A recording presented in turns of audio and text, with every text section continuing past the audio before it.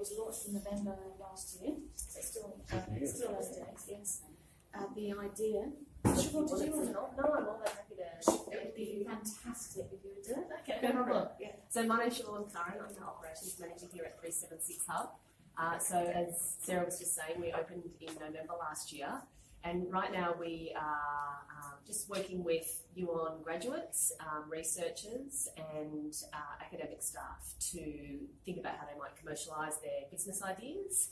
In the case of the researchers, it's about how they commercialise their research, whether they do it themselves or they might partner with industry to develop a spin-out. And then with the current students and graduates, it's about how they might take ideas that they've developed while they've been students at school or as part of their studies at school to commercialise their business idea as well.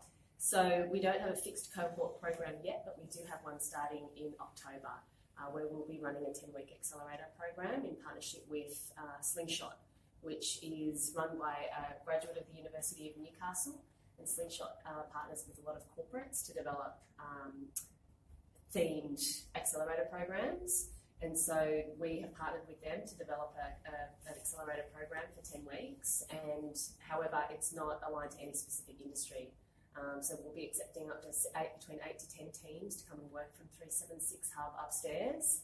And then we offer hot desk space down here. So we have two passes. One's a 5-day casual pass. They pay Australian $110 for those 5 days, or they can take a full-time 24/7 pass, and that's $440 for the month. And so right now we're just testing, because co-working spaces are very new to Newcastle, so we're just testing what people want, what they need, in terms of the pricing structure for working from a space like this, but also all of the business development workshops, networking events that we put on as well, seeing what people like, what they need, and developing those as we go.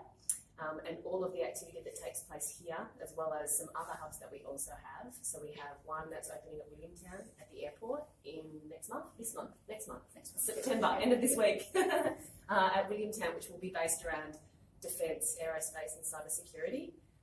And that's a little bit smaller than this one.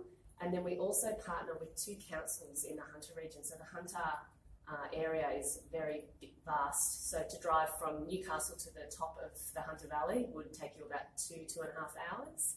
So we have about an hour's drive away another council called Muswellbrook Council.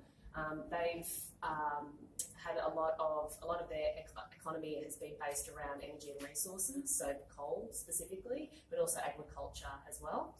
And so we're partnering with them to deliver some programming at a co-working space that they've just opened up there. And then we also have another one about 20 minutes drive away in the next council region over, which is called Lake Macquarie. And they have a small co-working space, and it is focused primarily on professional services and small SMEs, so the smaller side of the SMEs. And so we provide them with some funding to be able to deliver programming. So all of the learnings that we have from all of those 4 hubs, so 376, Williamtown, Muswellbrook and Lake Macquarie, we will help inform what the programming is that will take place at a new innovation hub that we're building a couple of blocks away. And I think you'll check out that space or where it's to be built. So that'll open at the end of 2019. It'll be much bigger than this one. So this is really the test case at the moment. And so we're really excited to be able to try lots of different things and learn from people from all around the world what they're doing, and see if we might be able to modify or replicate some of the activities that take place over there in other countries that are successful, and see how they work here as well. So downstairs here we mostly have obviously the events and workshop area, so we can push all these chairs out of the way and put up trestle tables and have group workshops like lean startup workshops. The CSIRO also run as a specific accelerator program for researchers to get them to start thinking about how they commercialise their research, and that's called On Prime. We're seeing them, is it tomorrow? Tomorrow Afternoon, we're seeing them. So we were really lucky in that the second cohort that they run of that particular program, they had enough research groups from Newcastle to be able to deliver the programming here. For the first cohort, we had a couple of Newcastle teams and they had to travel to Sydney and Canberra. So that every 2 weeks they were flying to Canberra or driving to Canberra to take part in that program. But we were lucky enough that we have tons of researchers in the Newcastle region. So we were able to deliver that program here, and the next one starting next month, and we'll also be delivering it here as well. And we have so many people that are successful for it, we can't run it here. It's not big enough. It's actually not big, the space isn't big enough for here, so they're actually going to be delivering it over in new space. So seeing that acceleration, that growth is really fantastic in such a short time. And then we also And you guys are going to manage it, right? So CSIRO deliver the entire program. We just help facilitate the venue, knowing who the caterers are on the ground, booking out the spaces, that kind of stuff. So CSIRO and hire experts, and we'll find this out tomorrow, they hire experts around the country to deliver specific tasks. So it's a fantastic program, and we've had some good success already with some of those research groups that have gone through, looking at how they might commercialise their. So after On Prime, they actually then have an accelerator program as well. So On Prime's like the pre-accelerator program. And then we also have every Thursday Startup Stories, which is a lunch and learn event. So people bring in their own lunch. We invite a founder to come in and talk about their startup journey.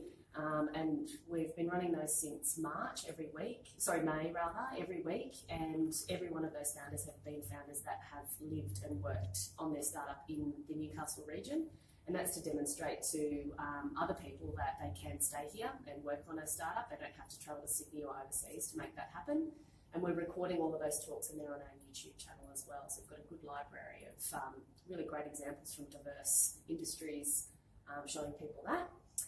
So they're the sort of events that we put on. There's a ton more that we put on as well. We partner with the tax office to deliver programming around small business enterprise, also Oz Industries, so the federal government's industry arm, as well as, of course, New South Wales government also has a Department of Industry, and without them we wouldn't be able to put on any of the events that we have here. We were able to luckily receive $1 million in funding from the state government. All the universities in New South Wales did, and it was all towards putting on programming around commercialisation.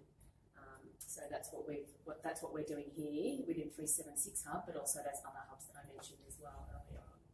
So we have all our events taking place down here, and then we have the kitchen overflow area here, and I'll take you up the back.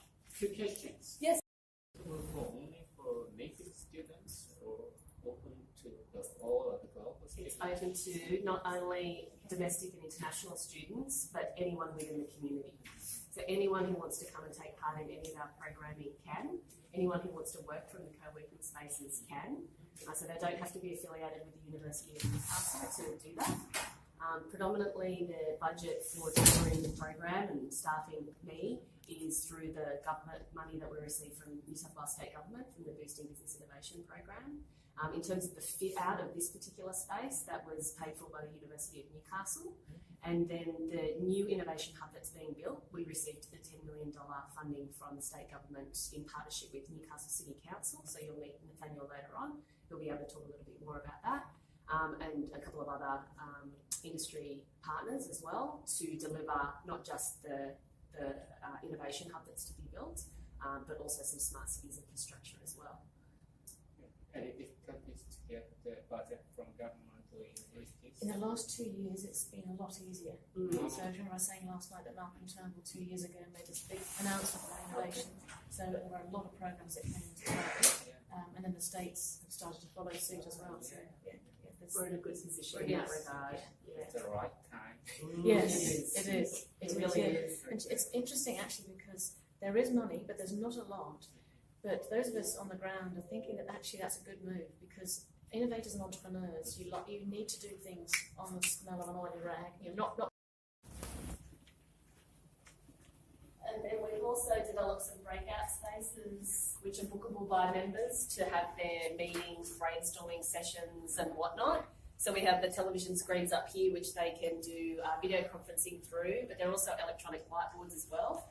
Or you can go old school and do the whiteboard glass, which most people actually end up doing. Electronic engineer graduates and an industrial designer graduate, and they actually took part in Star 4000, which is our sort of Startups 101 entrepreneurship course for credit. Last year, they also took part in a new initiative that the University Academic Division began for students called Enterprise and Innovation Week. And as part of that week, we have a business pitching competition, and they took out first prize in